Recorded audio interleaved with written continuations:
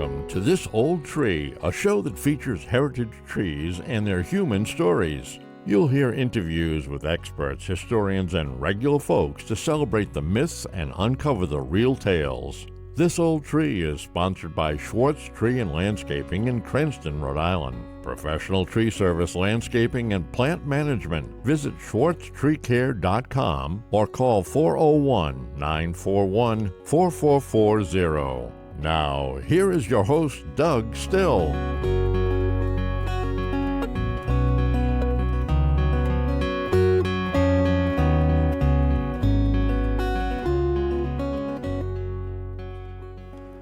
You're listening to This Old Tree, the show about heritage trees and the human stories behind them.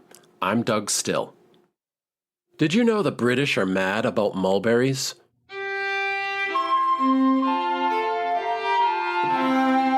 Sure, they are a people that love trees and horticulture in general, but the mulberry tree seems to hold a special place in their hearts. It has been the subject of nursery rhymes, poems, and artwork. Ripe mulberry fruit has long been foraged to be mashed into delicious jelly, syrup, smoothies, or sprinkled on biscuits with whipped cream. Historic landscapes and royal parks feature the tree, including the garden at Buckingham Palace that houses the UK National Mulberry Collection. Old mulberry trees can be found all around London if you know where to look. And looking for them is the mission of a local organization called Morris Londinium, which maps where they are and offers tours for the mulberry curious. On a recent trip to London, I had the pleasure of interviewing the group's leader, Peter Coles. Peter told me to meet him at the oldest living specimen in London, a 400-year-old black mulberry on the grounds of a Jacobean mansion called Charlton House. I also had a lesson in the Manor's history from the chair of the Charlton and Blackheath Amateur Horticultural Society, Dr. Stella Butler. To understand why this amazing tree is standing where it is today gets at the essential story and mystique of this gnarly but fruitful species. You might guess that it has something to do with the crown, and you'd be right, but you might not guess that it was a government decree gone awry that led to the mulberry's popularity. Join me to hear all about the Charlton House mulberry. I'm Doug Still, and this is This Old Tree. This old tree, standing here for more than 4 centuries. Wonder what you'd say if you could talk to me about what it's like to be this old tree. Charlton House and Gardens was way across London from my hotel in Kensington, so it took about an hour to get there by train. Charlton is a leafy neighborhood on the south bank of the Thames, right next to the Royal Borough of Greenwich. In fact, it used to be part of it. I arrived to find an impressive 3-story brick manor house with a tower on each end. It's set back off of Charlton Road, fronted by a large lawn and symmetrical planting beds. Pedestrians with dogs and pushing strollers were finding their way around to a public park at the rear of the house, where you can also find gorgeous perennial gardens surrounded by brick walls that are maintained by a small staff and volunteers. The house is now a museum open to the public, managed by the Royal Greenwich Heritage Trust. I met Peter in the cafe. You may remember Peter from a previous episode when I interviewed him remotely about another mulberry tree in Truro, Massachusetts. After some tea, we strolled back to a corner of the front lawn where their noble tree is located, surrounded by a circular iron fence for its protection. We chatted there, and I got to know him better. So I'm at the Charlton House Mulberry with author Peter Coles, who wrote the book Mulberry, 2017? 2019. 2019. Yeah, at the very end, actually. It's such a beautiful book with glossy pages and great illustrations, and that really caught my attention. One of my favorite books. Oh, good. Thank you. The content is down to me, but the presentation is the publisher. They're a very good publisher. Now, you're also the manager, or I don't know what you would call it, of Morris Londinium. Yeah, I co-founded this, and I'm also the person who runs it from day to day. What is it? How would you describe it? It is a citizen science mapping project, really, I suppose, whose ambition was to document and preserve, initially, London's mulberry tree heritage. And by London, we meant within the ring road, really, which goes around the city, called the M25, and that just defined a geographic area for us. And when we applied for funding to get this project going, we had to make it achievable and definable, and so that we could measure some kind of progress and results. So we defined it to that area. That was in 2016, and we got funding for 18 months for that. And it's now grown a lot since then. So its ambition then was to document, preserve and raise awareness of our mulberry tree heritage, which is unique. There isn't another country in the world that has exactly the configuration we have of mulberry trees. Peter described others who were an inspiration during the early days of Morris Londinium. The first was Tim Tyler from Bristol in the southwest of England, who had been documenting mulberry trees. Secondly, a blogger who goes by the pseudonym The Gentle Author had been writing about mulberry trees in his popular blog Spitalfields Life. Spitalfields is a neighborhood in the East End that used to be the silk weavers district of London, home to immigrant Huguenots from France in the 1600s who brought silk industry knowledge with them. The Gentle Author had been telling this story and mapping the mulberry trees. Additionally, Peter had been collaborating on historical research with Karen Liljenberg, a Tibetan scholar interested in the provenance of early mulberry trees. James Coleman of the Conservation Foundation at the time created the Morris Londinium website and managed it for the first 2 years. So there was direct interest on multiple fronts. Well, let me ask you about your personal connection to mulberries. Okay. Which was the first mulberry that captured your imagination? I grew up near Woodlands in a place called the Chilterns, which is a district of chalk hills not far from London to the north. And I spent my childhood with my brothers and parents and our dog walking in the woods. So I have an affinity with trees that goes back to my earliest memories. And I'll cut a long story short, I got very interested in trees as survivors. And trees are therefore veteran trees that span various generations and various centuries and so on. And I was lucky enough to live in a place called Hadfield, which has a house about the same age as the one we're standing next to, and Jacobean house from the 1600s. And that has many veteran trees in it, ancient oaks and so on, that are possibly 600 years old. As a photographer since teenage years, I started to photograph these just for their beauty and to preserve them and to record them in a way as survivors of these different generations. And I was trying to organise some what I called urban nature walks, which was trying to find evidence of nature within a city, so you don't get this notion that the city is here and it's all concrete and glass, and over there you've got the countryside and it's all cows and hedges and fields. So I was saying that the nature is in the city, and without it probably we wouldn't survive. Very important. Yeah, so that was one of my ambitions, to take some students around actually and show them. And in my researching for places to take them on walks, I found an old mulberry tree, which is, I hope perhaps we'll see later on, in Sayes Court, which is the other side of Greenwich to where we are now.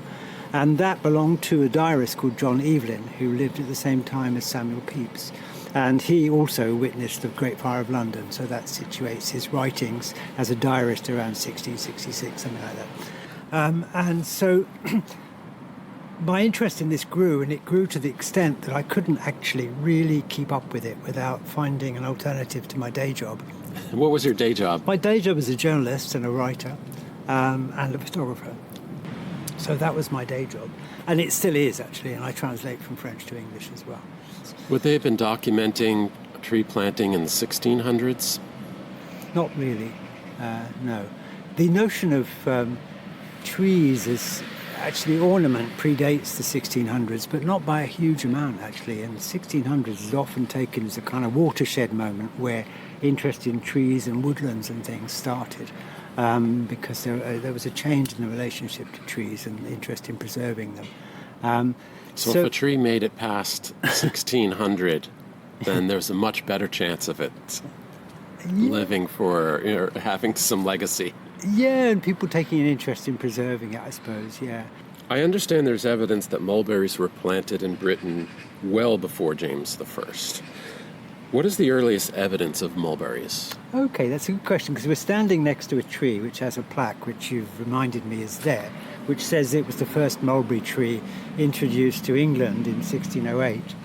And the house does apparently date from them. I always thought it was 1611, but it was 3 years, really. It's a very old sign. It's cracked. It's an old sign and it's cracked, and it might not necessarily be wrong either. It's just that there is some ambiguity when you look at the records as to when this house was. Could I read the text? Yeah. But it says, the first mulberry tree planted in England in the year 1608 by order of King James I. But we know that that is not true. Right, it wasn't the first tree in England. Now, the reason we know that's true for lots of different reasons. One is when the Romans settled in England in the 1st century AD, they came and they were kind of sent out back again, and then they came back in about 73 AD, and then they stayed here until about 435 or something. They stayed here for 3.5 centuries or something, and in that time they built a lot and they established themselves. And in some of the villas, it seems likely that they planted mulberry trees, which they would have known from Europe, actually. A lot of the Roman settlers here, the colonizers, were from all over the place, as they were in the army. They were from Syria, they were from Italy, they were from France, Spain, what was France then, Gaul. They would have all known around the Mediterranean black mulberry trees, which is what we're standing next to now. Yes. So was this the first one? Well, probably not, because it looks like from an archaeological dig that was done where the original London Bridge was built by the Romans, which is a wooden bridge. And there's a church there called St Magnus the Martyr, which was a wharf for importing fruit and vegetables and things for people, the Roman colonizers living here. And some of that came from quite a way away. And they found mulberry pips in the archaeological dig, and these archaeobotanical evidence. And the mulberry seeds that we found are either related, or the archaeologists have found, are either related to religious sites, like their shrines and things like that, temples, so as part of a ceremony, possibly as fruit, or they are as in villas where they would have been used as a garden ornamental, which we know that they did back in Rome. So more for the nobility. They would have been troops. like not the troops so much. But people often say, the troops were given mulberries because they were nutritious, they have medicinal functions and so on. But there's no real evidence for that as far as the historians are concerned. I'll take a minute to explain. There are 3 main species of mulberry trees: red, white, and black. There are a number of other minor species worldwide. In his book, Peter describes the big 3 like cousins with very different personalities, even though they are from the same family. The red mulberry, Morus rubra, is native to North America and is becoming hard to find in its original form due to the presence and hybridization with the imported white mulberry, Morus alba. The white mulberry, on the other hand, is a world traveler due to humans and our desire for silk over the millennia. The leaves of white mulberry are the most favored food of the moth that produces silk, and both tree and moth originated from China. As Peter states, no other tree has played a greater role in the economic and cultural prosperity of so many civilizations for so many centuries.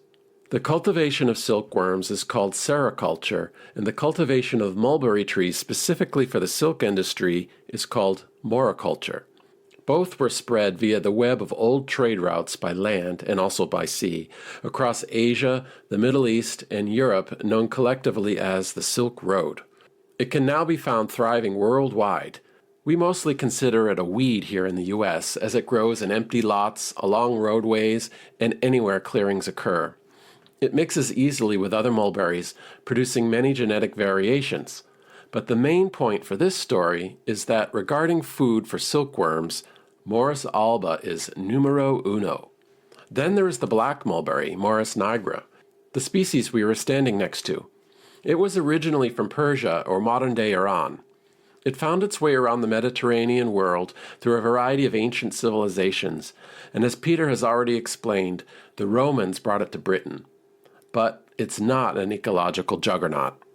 Would the trees have seeded in and naturalized in other places at that time? Black mulberry is it's kind of odd, really. It has a genetic makeup which is very complex, and that means that it doesn't hybridize, so it won't mix with other trees of any kind. Not white mulberries, not nothings. And the genetic variability in black mulberries is astonishingly low, and it was known even to the Romans, who had no microscopes or anything. But they knew that you couldn't breed new varieties of mulberry from a mulberry. So they don't really interbreed in that way. And their seed can be infertile. They have both males and females on the same tree very often. The flowers? Yes, male and female flowers on the same tree. And these are catkins that look a bit like the catkins of some other species of tree. But they tend to be on different branches and different twigs. And the idea behind that is that they don't actually fertilize themselves. Peter described black mulberry as sort of a loner. You won't find colonies of it in England growing anywhere. It's more of a cultivated tree, and after the Roman period, specimens could be found within the walls of monasteries as fruit trees. When Henry VIII seized and dissolved hundreds of monasteries in the early 16th century, in the aftermath of the split from the Catholic Church, the population of black mulberries likely took a hit. All that was about to change, represented by the tree we were standing under. We're going to get into all that, but first I asked Peter to describe the Charlton House mulberry with all its charm and character. Right, well, there were ways to describe trees, but this tree is not what you sort of think about as a tree, which is a straight, tall trunk with leaves and branches coming off the sides, and kind of a leafy canopy at the top, which is the classic tree, like an oak tree or an elm or something that an ironwood or any of these trees that we might be familiar with. This tree sort of looked like that, except it would never have grown very tall. And it would have started to lean over when it was about 80 years old. And it gradually leaned over more and more, and the trunk split. And it split into two trunks that eventually sort of fell apart from each other, and they fell onto the ground. Yeah, it looks like two trees. Yeah, and it's leaning away from each other. It's been described in the past as two trees, which in fact it's not. It's one tree which is split maybe 200-300 years ago. And it's now growing up as two distinct trees in a way. Now, this is called layering to anyone who sort of knows a little bit about dendrology, the science of trees and their growth. And it's the way that mulberries like to carry on forever, really. When they get old, they like to lie down.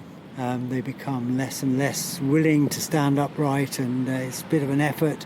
So they lie down and they start putting out roots from buds that are dormant in the bark and the leaves and the branches, and not in the leaves, in the branches of the tree. And they will start to generate, branches will turn into new trunks eventually, and that's what we see happening here. And they've now fallen apart, and they're growing up independently like two kind of semi-horizontal trees, both of them leaning on a circular fence, metal fence, railings which have been put up. And they're propped by the fence. Yeah. When people have mulberry trees, they tend to know that they lean over, and they know that they don't want the tree either to fail or to fall onto a house or to fall onto somebody. So they tend to put props down for them. The interesting growth in this whole tree is a young tree, which is no more than, what would you call that? What would you say that was, 9 inches around or something?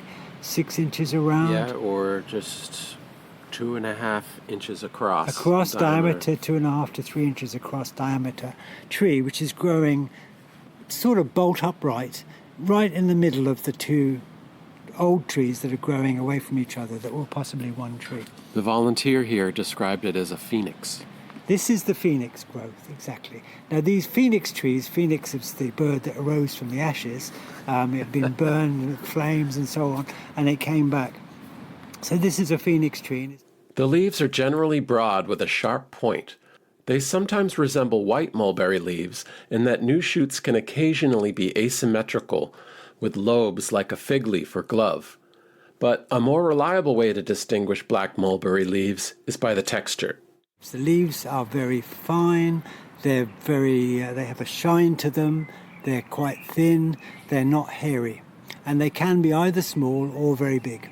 The white mulberry has a glossier leaf. Glossier leaves, and they're thin and quite flimsy, a bit more like lettuce, really, I suppose, some kinds of lettuce leaf. So there's a lot of variety in the leaf shape, leaf size, but all white mulberries tend to be smooth, and they tend to not have any hairs on the underside. Black mulberry is hairy and rough. Yeah, if you look at it under a microscope. I'm feeling one right now. Yeah. And the bark is very beautiful, very gnarly and bumpy and full of character. Yeah. The bark has a slight orangey sort of tinge to it. This one's got lichen growing on it, which is a sign that the air is quite clean here. It's an epiphyte, it's something that grows on the bark without doing any damage to it. And otherwise, in the spring, the whole ground area is covered in bluebells and primroses and wild spring flowers, basically. Well, one can expect a living being to have a lot of character after 400 years. Which brings me to the tree's origin story.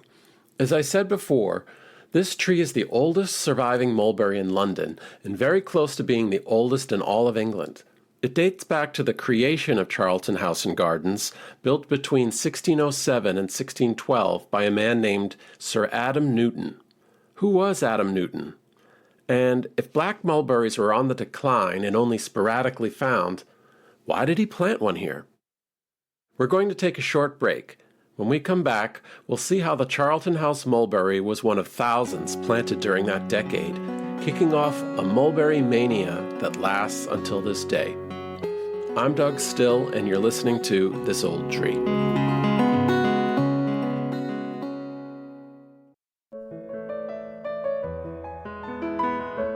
Hello, I'm Doug Still, the host of This Old Tree, and I'd like to talk to you about Schwartz Tree Care. I've known owner Dave Schwartz for nearly 2 decades, and he understands how important your trees are to you and your property. He has 52 years of experience in tree work, and the crews at Schwartz Tree Care are trained to the highest professional standards. Schwartz specializes in natural pruning, but they offer all manner of tree and shrub care, including pest management, fertilization, landscape design, and installation. Every property has its strengths and weaknesses, and with this in mind, Dave works with you to develop a viable management strategy. They make your property look like it has never been touched. Natural, gorgeous, and sustainable. Arrange for a free estimate by visiting schwartztreecare.com or call 401-941-4440. Schwartz Tree Care. Get the best for your property.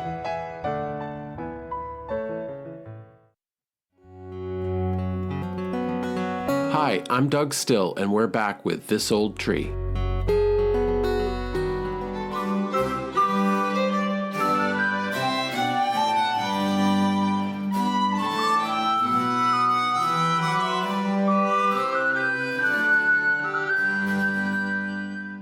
Sir Adam Newton is not a huge figure in British history, so when I looked for books or scholarly articles about him, I didn't find any.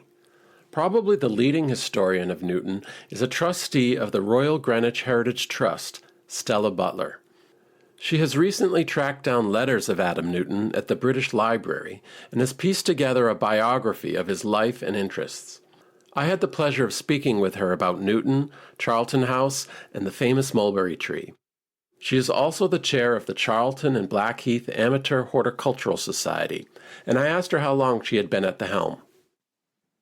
Well, I've been involved since the end of lockdown, actually. So during 2021, I became involved as a volunteer gardener in the old, what's now known as the Old Pond Garden at Charlton House. And the volunteer programme was organised by the Charlton and Blackheath Amateur Horticultural Society, which had long met at Charlton House. I mean, for decades and decades had met, long before the Second World War. So there was a very close association between the Horticultural Society and Charlton House. So having joined the volunteer scheme, I joined the Horticultural Society and became a member of the committee, and then was elected chair of the society. Well, I had the pleasure of seeing the gardens at Charlton House, and they're spectacular. I got some incredible pictures. Really great work. Well, we're very, very proud of them. And we had a wonderful accolade this year of being the receiving the Judges Award in the London in Bloom competition. So it was a real treat, real thrill for us all to have that kind of stamp of approval. Congratulations. So you began researching Sir Adam Newton, the original owner of Charlton House. There isn't really that much written about him, is there? No, but we particularly don't really know very much about his early life.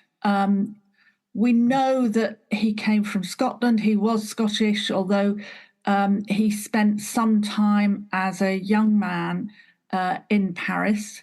But we don't know very much about his background at all. What we do know for certain is that in 1599, he became a tutor to Prince Henry, who was the eldest son of James VI of Scotland. And that was in Scotland, correct? It was. The prince then lived at Stirling Castle. But when his father, the prince's father, James VI of Scotland, succeeded Elizabeth I to the English throne, they all moved south, including Adam Newton. Adam Newton was confirmed as a member of the Prince of Wales household, and he moved down with the prince in 1603.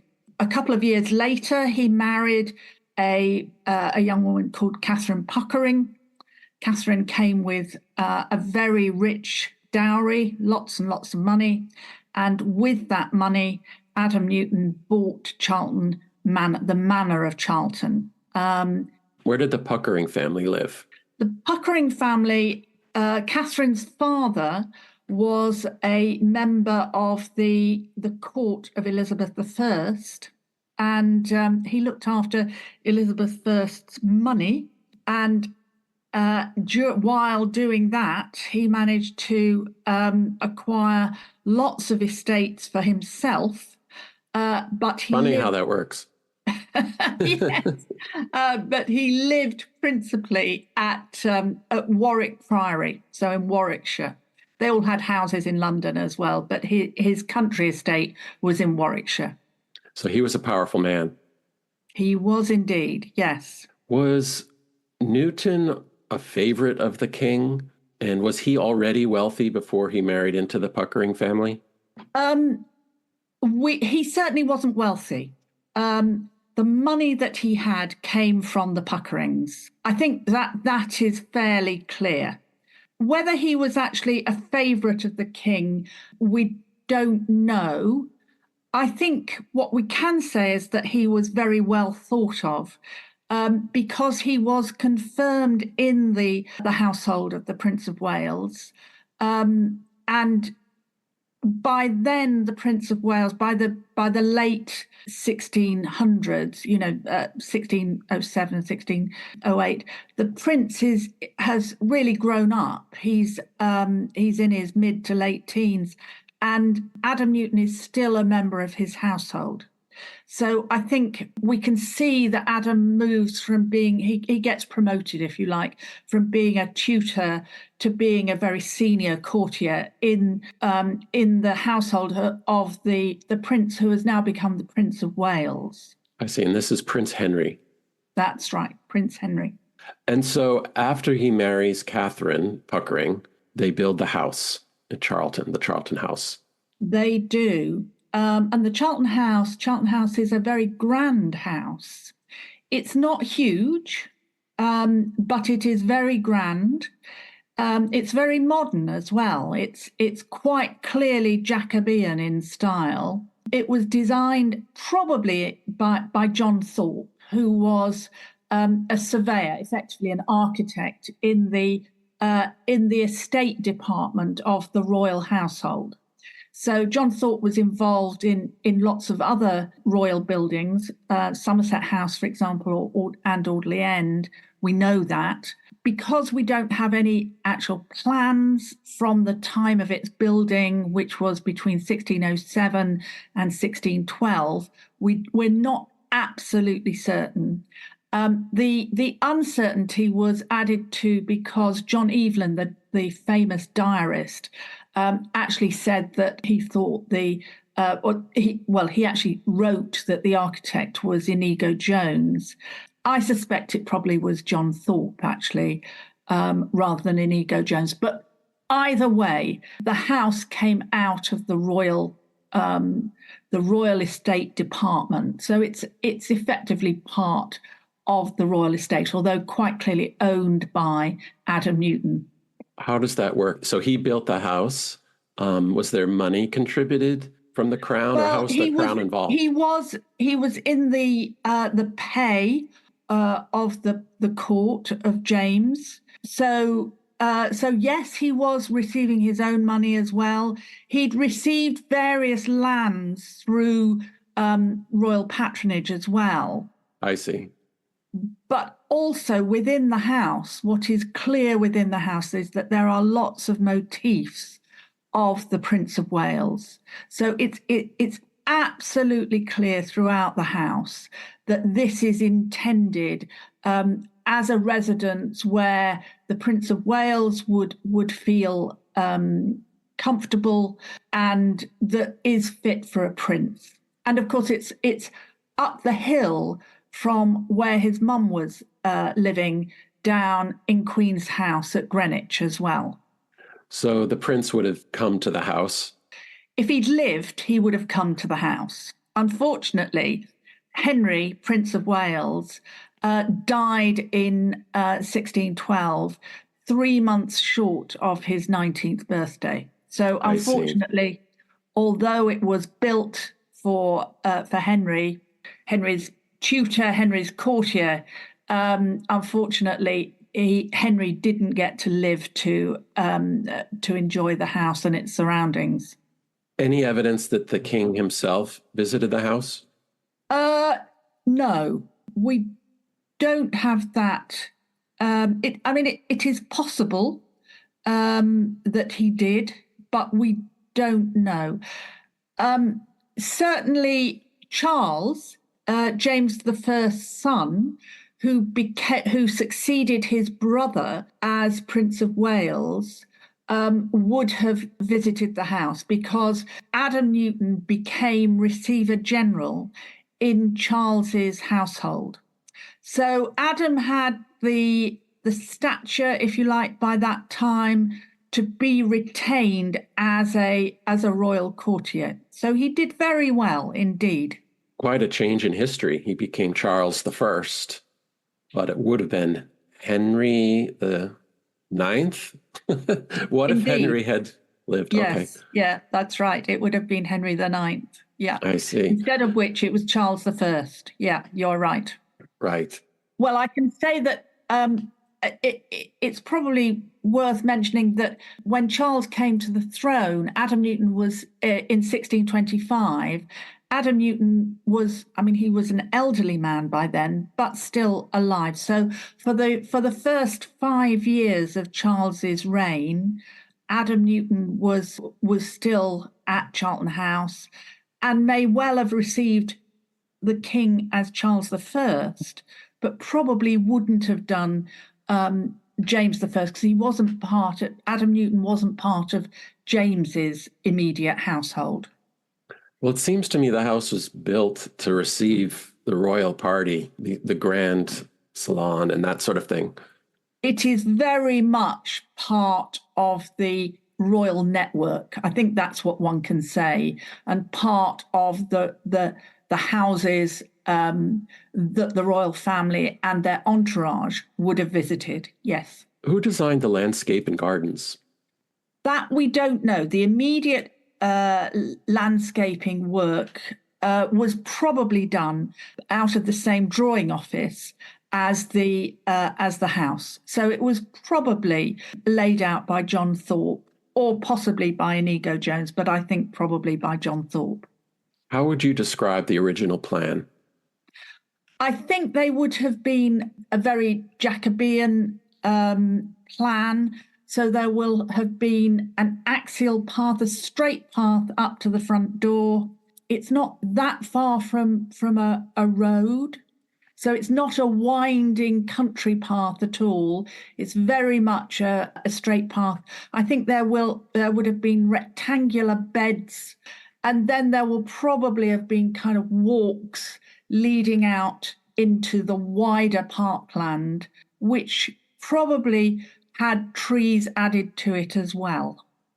So symmetrical in design for the most part? Yes.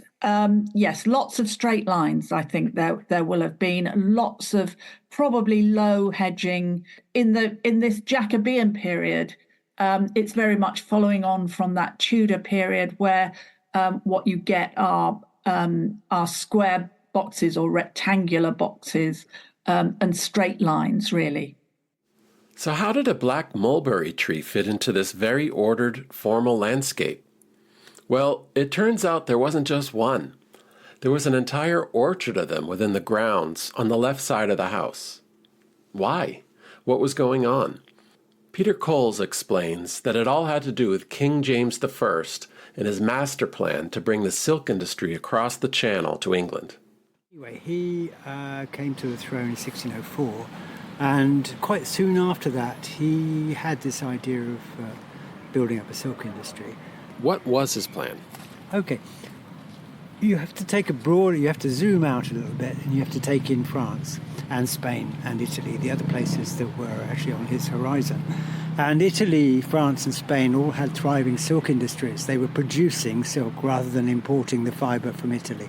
That's not entirely true. They were producing silk and they were importing thread from China and weaving their own silk.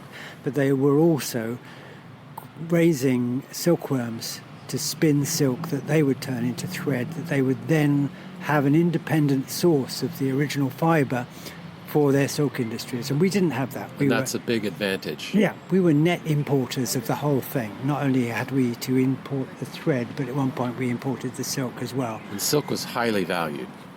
Worth its weight in gold. It was very transportable and it was highly desirable, and it was in short supply.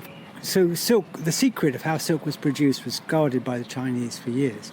I won't go into all the finer details of that, but that secret finally escaped. And so it was known that silk came from a silk moth that had a larval stage that spun a cocoon, and that cocoon, if unravelled, would produce something like a kilometre of silk thread. And you could then degum it and process it and turn it into fibres that you could then weave into silk. The Italians had a head start in terms of European countries, and then and the Spanish actually, but then the French.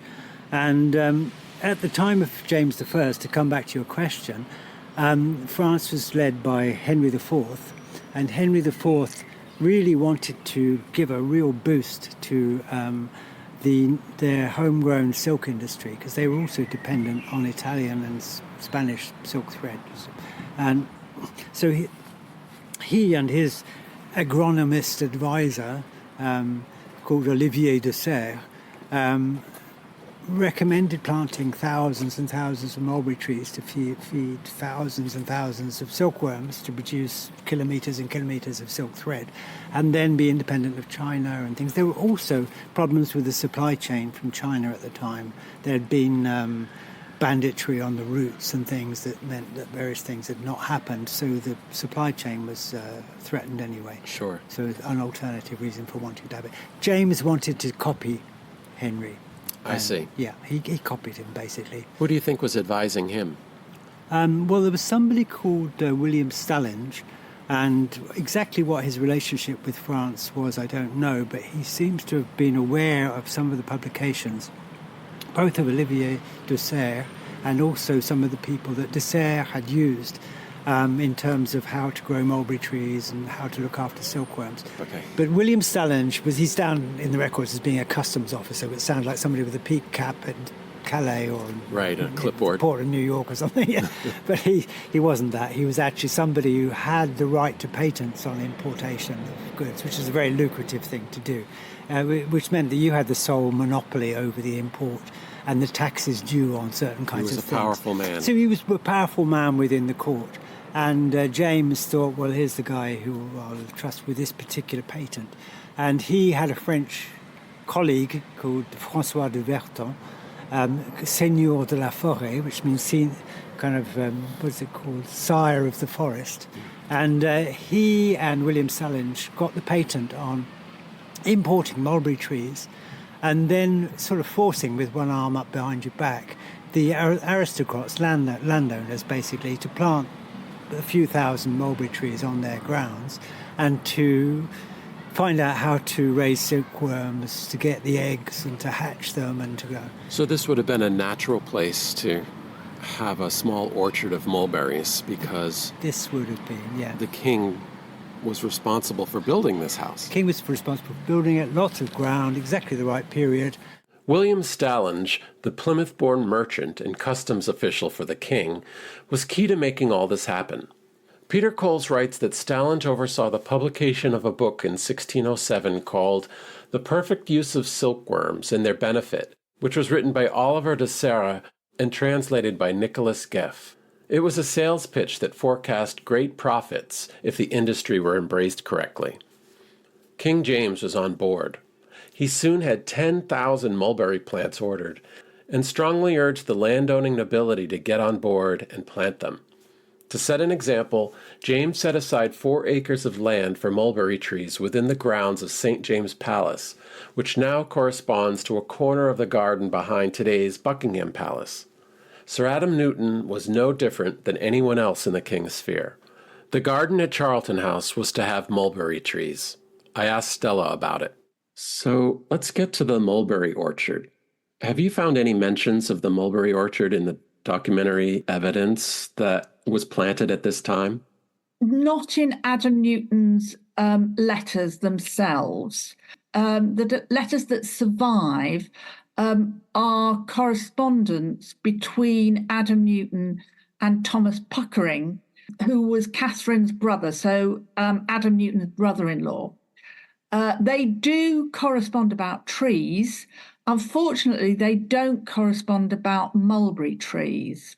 However, we do know from other sources that Adam joined in to James I's project to establish a silk industry. And we know that Adam Newton bought probably, I think he had to pay for them, but he bought from James probably about 100 trees to plant in a group at the house. And we know that one of the mulberry trees survives. And that's the one that we know today. It is, yes. That is much cherished and looked after by the volunteer gardeners at Charlton House. So as a member of the king's court, he really didn't have much choice in planting this mulberry orchard, right? I mean, it was kind of expected. I think it probably was, particularly because he was building a new house. I suspect that others may have been less enthusiastic if they were having to find space in established gardens. But Adam Newton, it was a perfect time for him because the house was built and the landscape around it was developed between 1607 and 1612. So it's just at this period that James is trying to get a silk industry going, and it's just at the time that he's pushing these mulberry trees. What we do know from the correspondence between Thomas Puckering and Adam Newton is that Adam liked trees. I mean, not only did he like trees, he was fairly knowledgeable about them as well. And by that, I mean, he knew, he had experience of planting trees, of importing trees, of moving trees from one estate to another. The letters that we have between him and Thomas date between 1613 and 1617. And in one of them, in one set of letters, it's about Thomas, the younger man, was on his grand tour of Europe and actually sent trees back to Adam Newton from Naples. So we have some correspondence about that. And then in 1617, we have correspondence about trees that are being dug up from Charlton House and transported to Warwick Priory, the Puckering Estates in Warwickshire. So James I led the way to sericultural prosperity, and England was forever known as a hub for silk thread and fabrics, right? It didn't really work out that way. After a short break, we'll find out what happened. This is This Old Tree.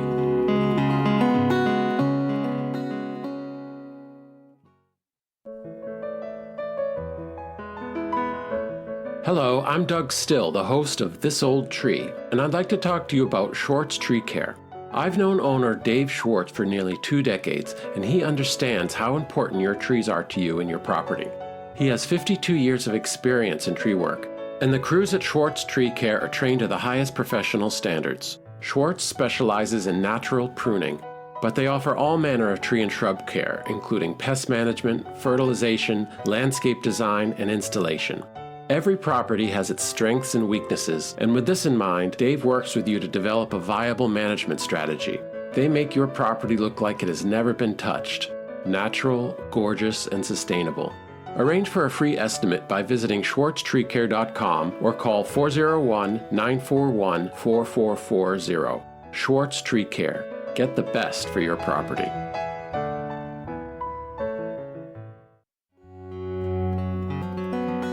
Hi, I'm Doug Still, and we're back with This Old Tree.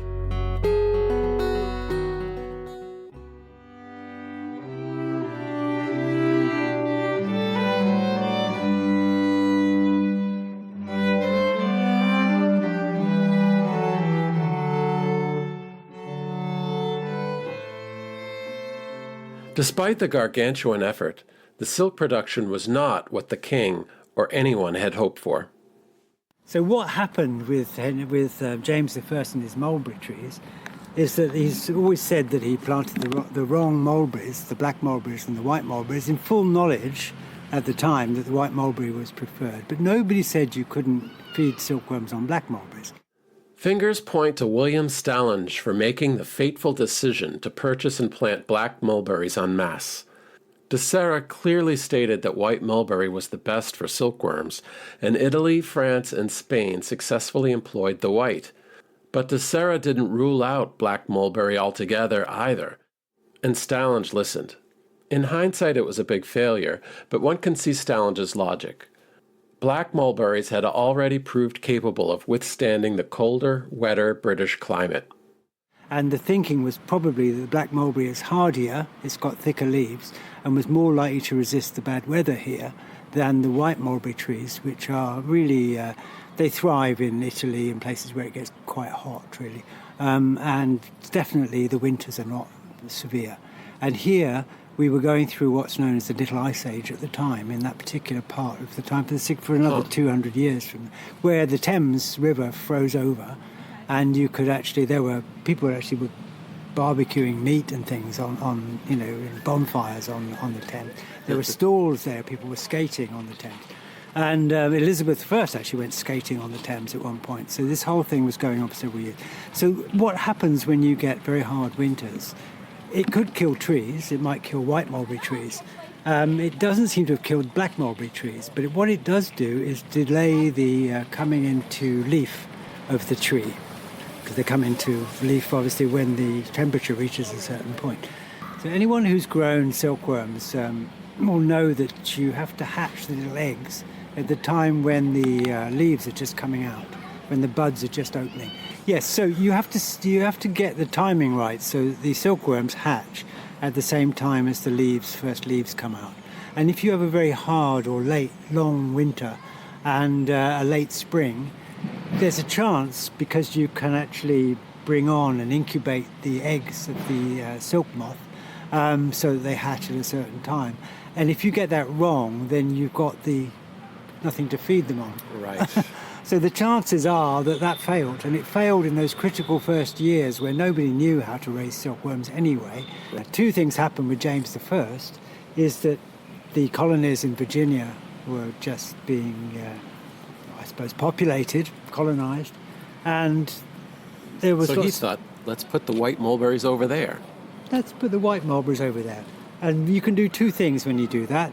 It's a better climate, so you've got a labour force there were slaves coming over again, along with everything else. You've got the space for it, the climate's right, and so on. But also you've got another thing. James I hated tobacco. He hated smoking, and he even wrote a book about it. So Virginia was known for its tobacco. So he said, let's pull up all these nasty tobacco plants, and let's put mulberry trees in, and we'll grow mulberry leaves for feeding silkworms, and we'll have a silk industry over there. And it took a while to get established, but it did actually in the end work. So they planted white mulberries after a little experiment with black mulberries, a little experiment with the native red mulberry, and it didn't work. So they settled on the white mulberry.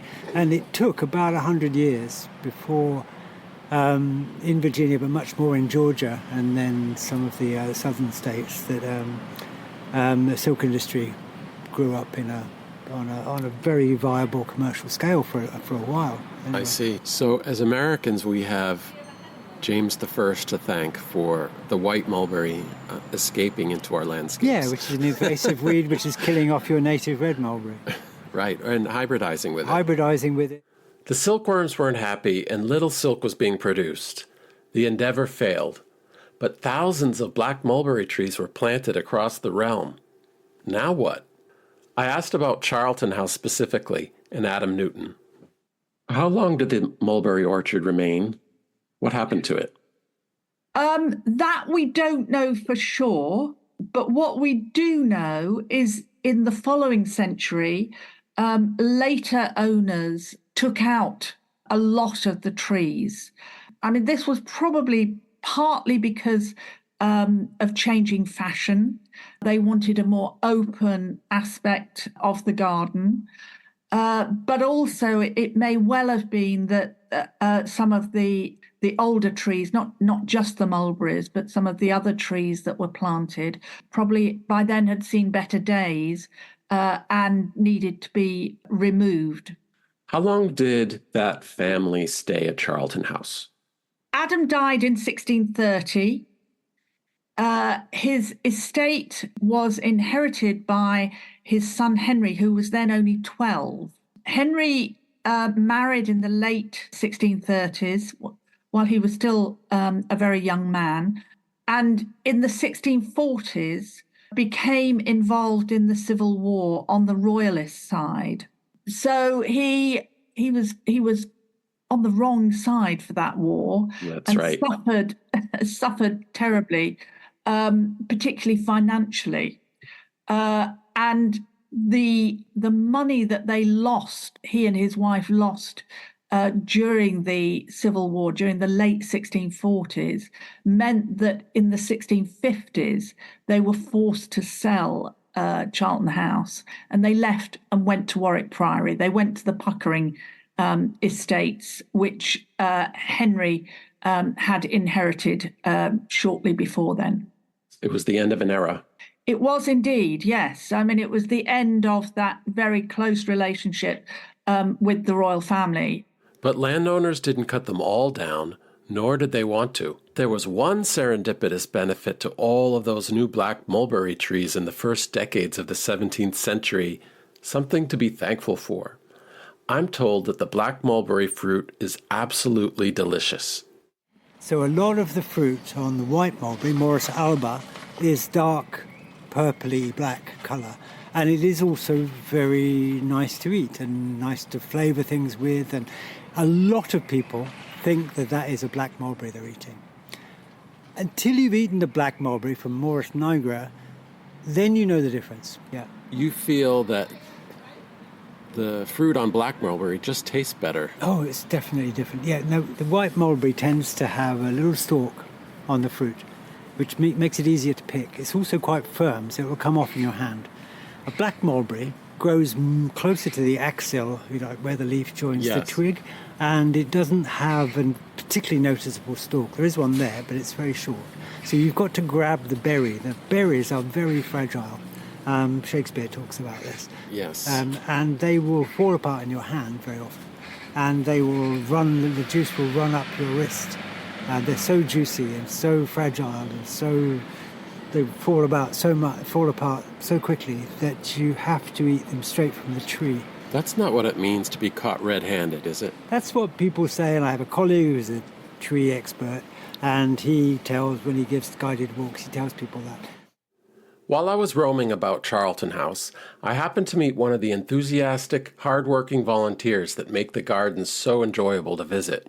Her name is Kathy Aitken, and she brought in another gentleman by the name of Jason Sylvan. I learned about what they do and how they care for the old mulberry tree. My name's Kathy Aitken.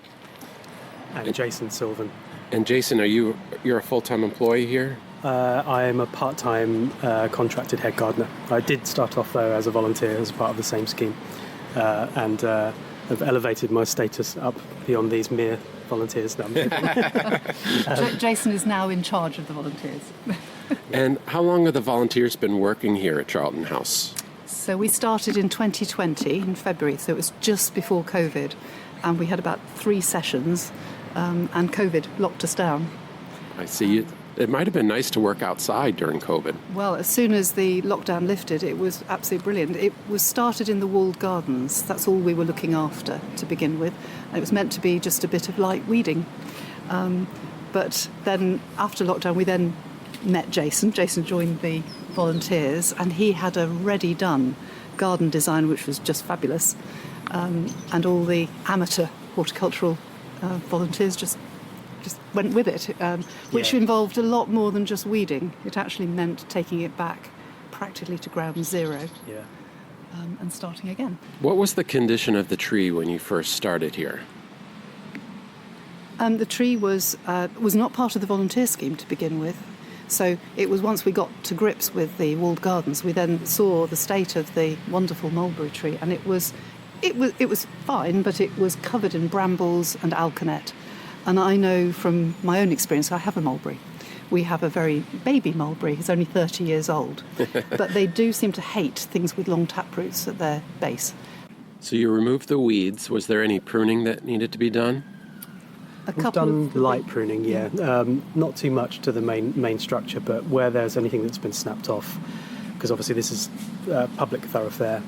Anyone and everyone will forage from it. Sometimes they're not as careful as other people, and they might just bend a branch down, it snaps, and it's just left dangling. So things like that it's an obvious one that you need to tidy up. In terms of sort of pruning for health, not really. There was one big branch that was dead. One big branch that was dead, yeah. But I mean, generally speaking, it's sort of on its own steam, and I mean, yeah, we just kind of let it get on with itself, pretty much, don't we? Because it's managing that very well. Yeah. Well, it's been here for 400 years. Yeah. Yes. Exactly. So it probably knows what to do. Yeah, by this point, it's sort of figured it out, yeah. But of course, the conversation swung back to the tasty fruit. Why are black mulberries important to you? Well, the fruit. Yeah. It makes very wonderful mulberry vodka. Actually. Mulberry vodka. That's very good. I wasn't going to guess that. Well, even my little 30-year-old one produces enough for mulberry vodka. It's very nice. But I know this one, they have, the Frilly's Cafe have actually foraged a few and made mulberry jam. Yeah. So that's very nice. Do you harvest the mulberries off this tree? Not the public and birds tend to get most of them, and that's fine. Right. I mean, it's a public tree at this stage, so everyone's going to take from it, and it does seem to provide have you tasted them yourself, mulberries? No. Oh, well, because you can't buy them in greengrocers because they don't last. Yeah. So if you want to taste mulberries, you have to grow a mulberry tree. Also, they are a bit of an acquired taste. Like they're unusual, and I don't think everyone likes them. Usually, I think the look puts you off because they don't look very nice. But if you put them in, then they sort of explode into your mouth. It's lovely. But they do have this other taste that's a bit. Try them in vodka. It's a bit funky. They're really good. Usually, you put. Can you make a pie from mulberry fruit? I imagine you can. I never have tried. But maybe this year that's something if we're a bit bored with vodka, so we'll try a pie. Didn't know if you can get enough. But this one seems to be covered in fruit. It will drop, quite a lot of them. We have seen people climbing up it like monkeys before. So they're really eager to get them. And I think a lot of the public sort of know, and you see people walking past it and looking, like eyeing it kind of, in a, like, are we going to get them first kind of thing? And they're just waiting for the first day when they start to become ripe So it is known and becoming, more known every year as a prime Sadly. foraging spot. What I think is lovely too is because the trust that owns the property is trying to, improve the house and get more footfall to find this gem in the middle of central London, really. And the mulberry is a big draw to the public to come and see it because it's such a special tree. Yeah. Why is this mulberry important to you? Probably because it is so significant.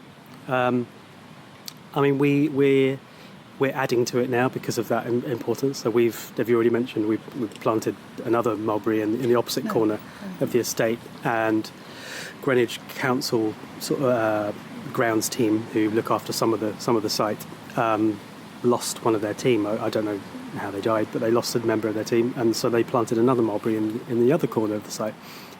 So we have a commemorative one that we've put for our generation as part of our team, and this existing one. So you've got these three different historical reasons why they were here.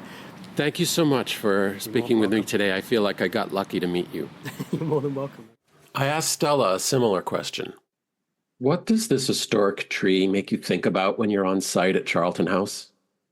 I think it makes me think about the beginnings of the house.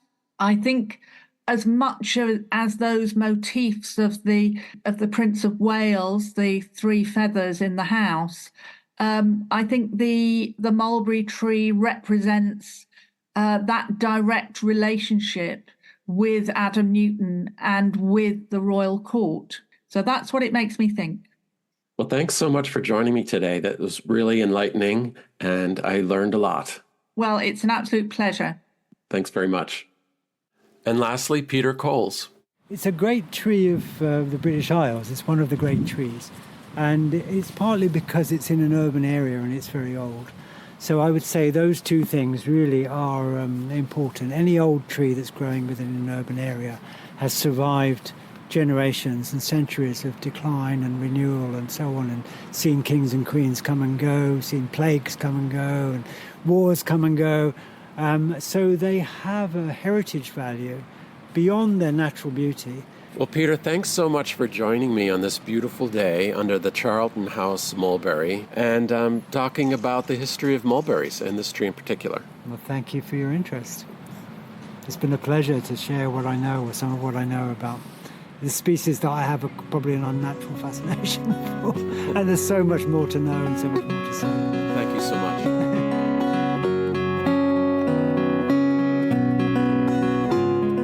It appears black mulberry juice runs deep in British culture.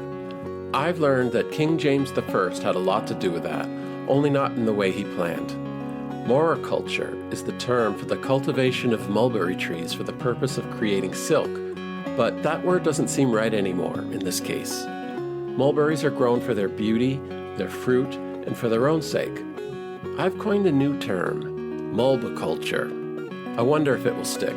Regardless, it's truly special that the Charlton House mulberry tree is a living remnant of a pivotal time in British history and a witness to all that has happened since.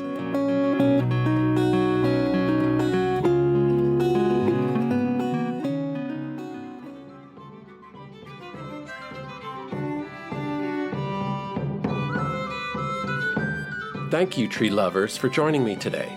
Many, many thanks to my new friends and fellow mulbiculturalists, Peter Coles, Dr. Stella Butler, Kathy Aitken, and Jason Sylvan for helping to tell the story. The music today was performed by an early music group out of Boston called the Renaissonics. Thank you to John Tyson for sharing it. The show's theme music is by Dee Lee and artwork by Dan Huni. I'll post pictures of the mulberry tree at Charlton House and Gardens on Facebook and Instagram. The show website is thisoldtree.show, where you can also find a transcript for this episode. I'm Doug Still, and you've been listening to This Old Tree. See you next time.